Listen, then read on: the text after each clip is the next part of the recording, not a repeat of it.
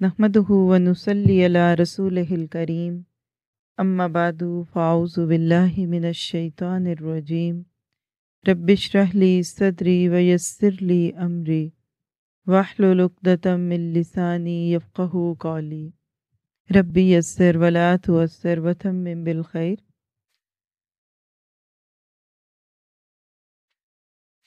اعوذ باللہ من الشیطان الرجیم لا يحب اللہ الجہر بالسوء من القول الا من ظلم وکان اللہ سمیعا علیما۔ اللہ تعالیٰ یہ پسند نہیں کرتا کہ کوئی شخص دوسرے کے بارے میں اعلانیہ بری بات کرے الا یہ کہ اس پر ظلم ہوا ہو، اور اللہ تعالیٰ سب کچھ سننے والا اور جاننے والا ہے۔ اگر کوئی کسی میں برائی دیکھے تو کیا کرے؟ اس کا جواب اگلی آیت میں ہے، ان تبدو خیرا او تخفوہ او تعفو عن سوء فإن اللہ کان عفوا قدیرا۔ اگر تم کوئی بھلائی اعلانیہ کرو یا خفیہ کرو یا کسی کا قصور معاف کر دو تو اللہ تعالیٰ خود بھی بڑا معاف کرنے والا ہے اور ہر بات پر قادر ہے۔ چھٹا پارہ امت مسلمہ کو اللہ کے نظام کو رائج کرنے کا درس دیتا ہے، لیکن کسی دوسرے کے اوپر کوئی بات اسی وقت تک لاگو کی جا سکتی ہے جب تک وہ بات کرنے والا خود اعلیٰ اخلاق سے لیس ہو، اعلیٰ اخلاق رکھتا ہو۔ جب انسان اللہ کے نام پہ باہر نکلتا ہے تو بہت طرف سے آزمایا جاتا ہے، اس لیے پارے کی پہلی ہی آیت امت مسلمہ کو ایک ایسا درس دیتی ہے کہ جس پہ عمل کر کے انسان اس دنیا میں شہادت حق کی گواہیاں بھی دے سکتا ہے اور اپنی ذات سے نکل کے اپنے سینے کو کھلا کر کے دوسروں کے قصوروں کو معاف بھی کر دیتا ہے۔ تو آیت کی قابل توجہ باتوں کو دیکھیں گے۔ پہلی چیز اس آیت میں جس پہ بات ہوگی وہ ہے اللہ کی پسند اور ناپسند۔ دوسری بات، مظلوم اپنا حق کیسے لے۔ تیسری بات، کسی میں کوئی برائی دیکھی جائے تو اس کے بعد ہماری کیا ذمہ داری ہے۔ اور چوتھی بات ہم دیکھیں گے کہ بدلہ لینے کی اجازت تو ہے، لیکن اس کے باوجود اگر انسان معاف کر دے تو اس کا اجر کیا ہے۔ تو آئیے ایک ایک چیز کو شروع کرتے ہیں۔ لا یحب اللہ الجہر، نہیں پسند کرتا اللہ۔ رک جائیے پہلے ہی لفظ پہ، لا۔ یہ وہی لا ہے جو ہمارے کلمے میں لا الہ الا اللہ کی صورت میں آتی ہے، وہی انداز ہے ادھر۔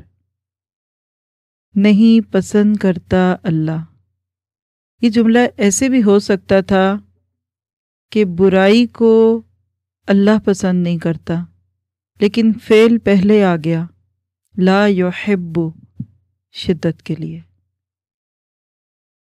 بات ایسے بھی شروع ہو سکتی تھی کہ برائی اللہ کو پسند نہیں، لیکن بات ایسے شروع ہوئی، نہیں پسند اللہ کو کہ برائی کو ظاہر کیا جائے۔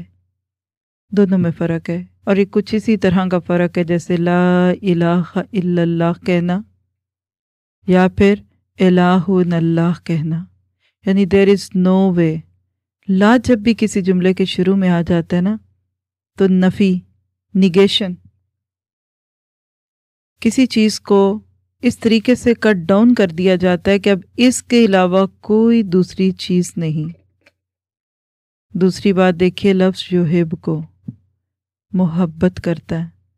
کون کس سے محبت کرتا ہے؟ اللہ۔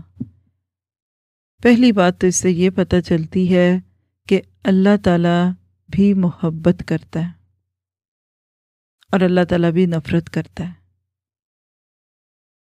سوال پیدا ہوتا ہے کہ جب اللہ کسی چیز سے محبت کرتا ہے تو پھر اس کے بعد اگلا مرحلہ کیا ہوتا ہے؟ اور دوسری بات کہ کیا اللہ نفرت بھی کرتا ہے یا اللہ کسی چیز کو ناپسند بھی کرتا ہے؟ اور جس چیز کو اللہ تعالیٰ ناپسند کرے پھر اس چیز کے بارے میں حکم کیا ہے؟ تو چند باتیں کریں گے ہم اس بارے میں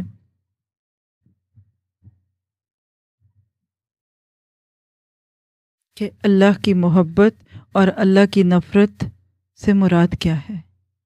اس لیے کہ اللہ سبحانہ تعالیٰ کی ذات ہم عام انسانوں کی طرح نہیں، ہم اپنی کسی بات کو، کسی عادت کو اللہ تعالیٰ کے ساتھ نہیں جوڑ سکتے۔ ہماری محبت کے معیار کچھ اور ہیں اور اللہ تعالیٰ کی محبت، اس کی بات بالکل مختلف ہے۔ ہم تو عموماً جن لوگوں سے محبت کرتے ہیں ان کو بگاڑ دیتے ہیں، اور ہم کچھ لوگوں سے محبت کرتے ہیں تو اس طریقے سے کہ پھر وہ ہمیں ظلم اور زیادتی پہ مجبور کر دیتا ہے۔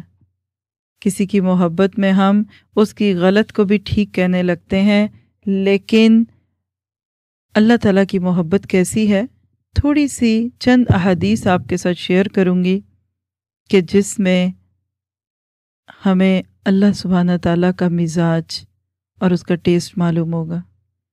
30 سیکنڈ تک پہلے غور کیجئے، کیا اس نقطے پہ بات کرنے کی ضرورت ہے؟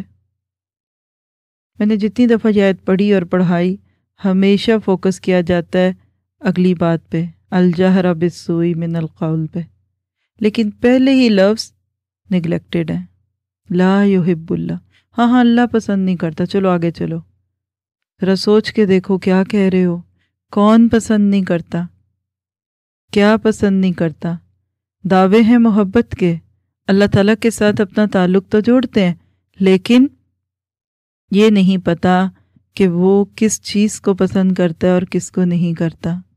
30 سیکنڈ تک آپ خاموشی سے صرف اس پوائنٹ پہ تدبر کیجئے کہ کیا اللہ تعالیٰ کا کسی چیز سے محبت کرنا یا کسی چیز کو پسند کرنا بڑی بات ہے یا عام بات ہے؟